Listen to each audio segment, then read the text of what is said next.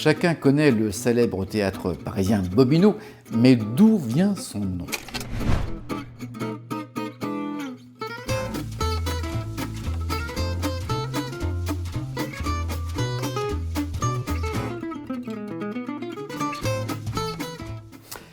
Situé au 20 rue de la Gaîté, ce théâtre est intimement lié au rire et à la chanson. Mais comme l'écrivait la journaliste Jacqueline Cartier, il vaudrait mieux citer ceux qui ne sont pas passés à Bobino, tant la liste impressionne par sa longueur et son contenu. En fait, tout remonte en 1813, quand un certain Caris demande l'autorisation d'offrir un théâtre pour sa troupe. Dans son équipe, un artiste se distingue tout particulièrement et fait venir le public. Un magicien comédien funambule qui exerce sous le nom de Bobino. Après avoir joué dans différentes salles parisiennes avec succès, la troupe s'installe au Théâtre du Luxembourg, qui sera surnommé, pour des raisons publicitaires, Théâtre dit de Bobino. Le nom mythique est alors en marche. À la même époque, sur la même rive, la rive gauche, un théâtre plus élitiste se manifeste, mais est très concurrencé par Bobino, le théâtre de l'Odéon, qui demandera même la fermeture du théâtre populaire dit de Bobino.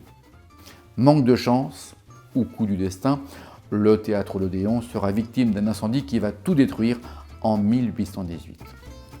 Faisons un rapide saut dans le temps et on se retrouve en 1867 pour un moment charnière. Le réaménagement de Paris et l'urbanisation des jardins du Luxembourg qui vont voir démolir le théâtre du Luxembourg, dont dit de Bobino. Mais au même moment, dans la commune de Montrouge, située à l'époque hors de Paris, se trouve un lieu de divertissement, le bal des 1000 colonnes, situé rue de la Gaîté. Un grand édifice bâti sur plusieurs étages, dans lequel on trouve un restaurant, mais aussi de nombreuses salles de réception, ainsi que des chambres meublées. Un vrai lieu de spectacle en devenir. Et c'est en 1873 que l'on va inaugurer au 20 rue de la Gaîté les Folies Bobino en hommage aux magiciens fantaisistes. L'histoire est en marche. Bobino deviendra plus tard la salle que l'on connaît après moult péripéties et de nombreux directeurs et propriétaires. On se souviendra notamment que Cocatrix, Bruno Cocatrix, directeur durant quelques années de Bobino et de l'Olympia surtout, utilisera Bobino pour lancer les jeunes artistes avant qu'ils passent en vedette à l'Olympia. Étonnant, non?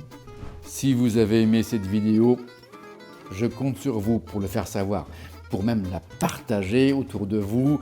N'hésitez pas à mettre un petit pouce bleu pour signaler que vous l'avez vu et que vous l'avez apprécié, sans oublier évidemment de vous abonner.